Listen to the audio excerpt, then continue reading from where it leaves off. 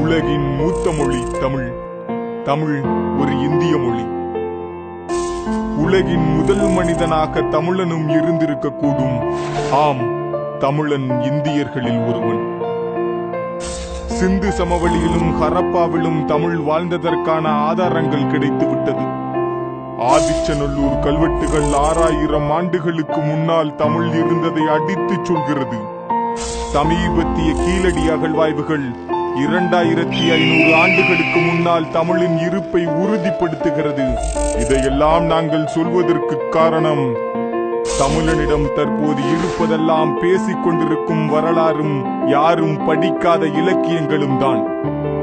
இனி எந்த தமிழனும் ஐடி கம்பெனிகளில் அமர்ந்து கொண்டு புறநானூற்றையும் அகநானூற்றையும் படிக்கப் போவதில்லை.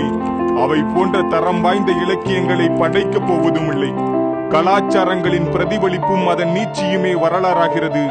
இதோ ஒரு கலாச்சார கண்ணாடி கொஞ்சம் கொஞ்சமாக உடைவிட்டுக் கொண்டிருக்கிறது. ஜல்லிக்கட்டு தமிழர்களின் பாரம்பரியம். இன்னும் தெளிவாக சொன்னால் அதற்கும் மேல்.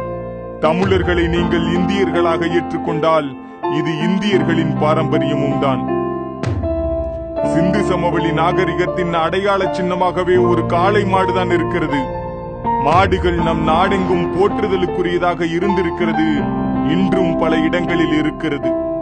மாடுகளை மகன்களைப் போல தம்பிகளைப் போல வளர்க்கிறவர்களை, இறந்து போன தங்கள் மாடுகளை கோவில் கட்டி வழிபடுகிறவர்களை, மாடுகளோடு சிநேகத்தோடு பாசத்தோடு விளையாடும் குழந்தைகளை நீங்கள் பல தமிழக கிராமங்களில் எளிதாக பார்த்துவிட முடியும்.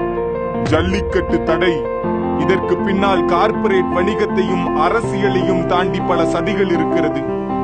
காளையின் தனிச்சிறப்பே இழுவிசைதானே. காளையை தழுவி விளையாடுதல் தவறென்றால், சக்கரம் கண்டறிந்த பின் மாட்டு வண்டிகளை பயன்படுத்தி ஊரூராக பயணித்தும் ஏற்பூட்டி உழுது விளைவித்தும் இந்த உலகமே பெரும் தவறளித்திருக்கிறது. இன்றும் சீனாவின் யூனிலினில் வருடம் தோறும் லட்சக்கணக்கான நாய்கள் வெட்டி கொலை செய்யப்படுகிறதே, அதெல்லாம் அவர்களுக்கு தெரியாதா? 100க்கும் மேற்பட்ட நாட்டு மாட்டினங்கள் இருந்த தமிழகத்தில் இப்போது ஒற்றை இலக்கத்தில் தான் இருக்கிறது. இந்த நிலையில் ஜல்லிக்கட்டின் தடை நாட்டு மாட்டினங்களை மேலும் அழிவை நோக்கி இட்டுச் செல்லும். இதனால் நாளைய தலைமுறை குழந்தைகளுக்கு A2 என்ற நஞ்சற்ற பாலும் கிடைக்காது. அசோக சின்னத்தின் கீழ்ப்பகுதியில் மாட்டை வைத்துக் கொண்டு மாடுகள் இல்லாத தேசமாகவா இந்தியாவை மாற்றப் போகிறோம்? ஸ்பெயினின் கேட்டலீனியாவில் நடக்கும் மாட்டுச் சண்டைக்கும் 2010 இதே போல் ஒரு தடை விதிக்கப்பட்டது. அதற்கு ஸ்பெயினின் அரசியலமைப்பு நீதிமன்றம் கலாச்சாரத்தை காப்பது நம் கடமை என்ற தீர்ப்போடு தடையை நீக்கியது. இந்தியாவிலும் அதே வழக்கு. ஆனால் அதற்கான தீர்ப்பு வீடியோ கேமில் ஜல்லிக்கட்டு விளையாடுங்கள் என்பது. வீடியோ கேமில் ஜல்லிக்கட்டு விளையாட இன்னும் அரிசியை டவுன்லோட் செய்யும் காலத்தில் நாம் வாழவில்லை என்று நினைக்கிறோம். இது போன்ற தீர்ப்புகள் வர காரணம், ஒன்று அவர்களுக்கு புரியாதது, இன்னொன்று அது இந்தியாவில் வாழும் வெறும் 8 கோடி தமிழர்களின் பாரம்பரியம். மீண்டும் சொல்கிறோம், ஜல்லிக்கட்டு தமிழர்களின் பாரம்பரியம் மட்டுமல்ல, அது இந்தியர்களின் பாரம்பரியம். அஸ்வின் இந்தியாவிற்காக 5 விக்கெட் எடுக்கும் போதும், விஸ்வநாதன் ஆனந்த் இந்தியாவிற்காக இன்னொரு கிராண்ட் மாஸ்டர் ஜெயிக்கும் போதும் மட்டும் இந்தியர்களாகின்றனர். இலங்கை கடற்படையினரால் தமிழகத்தைச் சேர்ந்த மீனவர்கள் சுட்டுக் கொல்லப்படும் போது அவர்கள் மட்டும் தமிழர்களாவதை நாங்கள் ஒருபோதும் விரும்பவில்லை. நாங்கள் எப்போதும் இந்தியர்களாகவே இருக்க ஆசைப்படுகிறோம். ஆம், தமிழன் இந்தியன். ஜல்லிக்கட்டு இந்தியர்களின் பாரம்பரியம். ஜல்லிக்கட்டு தடை, இதுக்கு பின்னாடி ஒரு அமைப்பு இருக்கு. சொல்ல போனா அவங்க இந்தியாவே கிடையாது. அவங்களோட மொத்த ரெவன்யூ மட்டும் $31 மில்லியன். ஆனா அவங்க சொல்லிக்கிறது நான் ப்ராஃபிட் ஆர்கனைசேஷன். அவங்க மோட்டோ பாத்தீங்கன்னா, animals are not to eat, wear and for entertainment. நம்மள எத்தனை பேருக்கு தெரியும் இந்தியாவில தான் நான்வெஜ் சாப்பிட்றவங்களோட எண்ணிக்கை கம்மின்னு?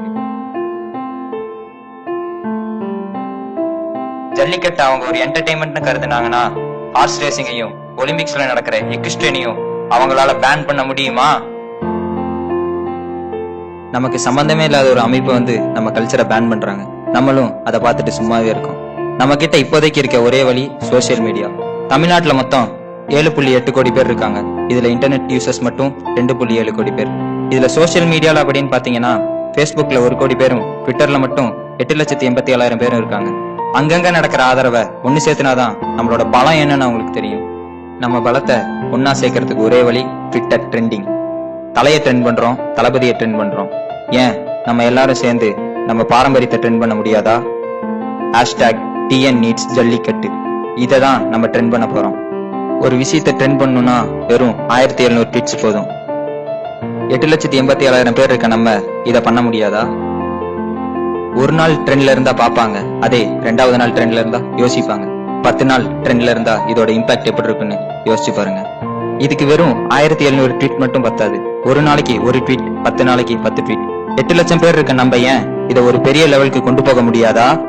வித்தின் ஃபியூ டேஸ்ல ஜட்ஜ்மெண்ட் வரப்போகுது. அதுக்குள்ள நம்மளோட சப்போர்ட்டை # மூலியமா வெளிப்படுத்துறோம்.